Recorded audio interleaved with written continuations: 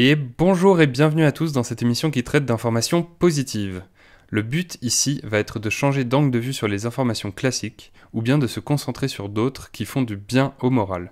Sachez qu'il ne s'agira jamais de nier ou de diminuer la peine causée par le reste des événements dans le monde. Si jamais vous ressentez ce genre d'impression à un moment de cette vidéo ou d'une éventuelle future, ce n'est que fortuit et involontaire. Ok, et maintenant on va pouvoir se faire du bien au moral. On va commencer par la Station Spatiale Internationale qui a fêté ses 20 ans le lundi 2 novembre. Elle a donc été mise en route le 2 novembre 2000 et cela fait 20 ans que la fameuse ISS tourne à 400 km au-dessus de nos têtes, en orbite basse, perçant l'espace à 28 000 km/h.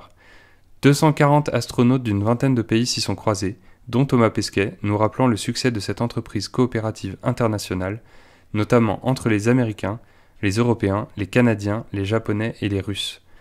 En plus de ce bel exemple, elle a permis de réaliser tout un tas d'expériences scientifiques, comme encore il y a 2 mois où un nouveau record de froid a été réalisé quand les scientifiques ont réussi à atteindre une température de 10 puissance moins 12 degrés au-dessus du zéro absolu.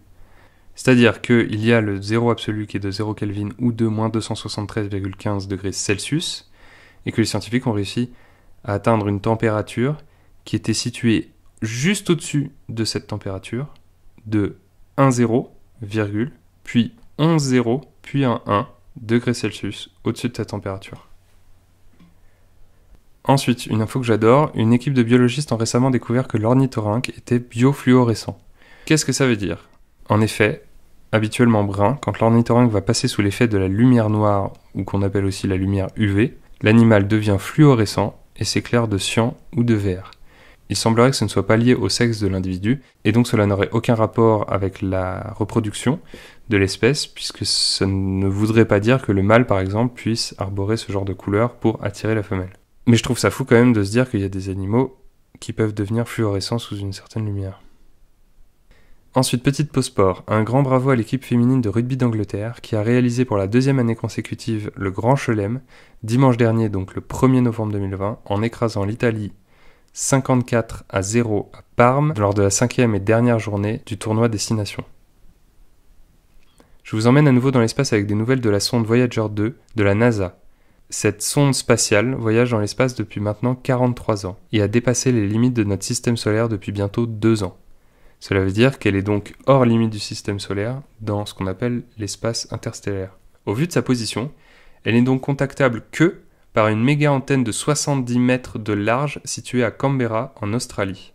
Celle-ci ayant subi des réparations durant les 8 mois précédents, la sonde s'est retrouvée voyageant en absolu solo pendant tout ce temps. Les équipes ont enfin pu lui envoyer un signal il y a moins de 2 semaines et ont eu une réponse 34 heures et 48 minutes après. Je pense qu'elle a bien la paix, cette petite sonde. Et du coup, ça me permet une transition toute pétée, puisqu'en parlant de paix, un accord de paix historique vient d'être signé au Soudan, un grand pays d'Afrique de l'Est. Il met fin à un conflit vieux de 17 ans. Il faut savoir qu'à cause de ce conflit, il semblerait que 3 millions de personnes sont parties vivre ailleurs, et plus de 300 000 autres sont parties vivre dans un autre monde. Le Soudan est grand comme 3 fois la France et est une zone charnière entre l'Afrique et le Moyen-Orient. Cet accord de paix, signé dans la liesse le 3 septembre 2020, il y a donc 2 mois, et avec l'aval de nombreux parrains internationaux, vise à mettre fin à la rébellion dans les régions du Darfour, du Kordofan et du Nil bleu. Il a été ratifié par le pouvoir en place à Khartoum, la capitale, et par 9 mouvements d'opposition regroupés au sein du FRS, le Front révolutionnaire du Soudan. Beaucoup d'indicateurs aident à parier que cet accord est pris au sérieux et sera durable. On part désormais à Venise. Pour la première fois dans l'histoire, il y a 1 mois ce samedi 3 octobre, une inondation a été évitée grâce à un système de digues artificielles qui se déploie en cas de montée des eaux.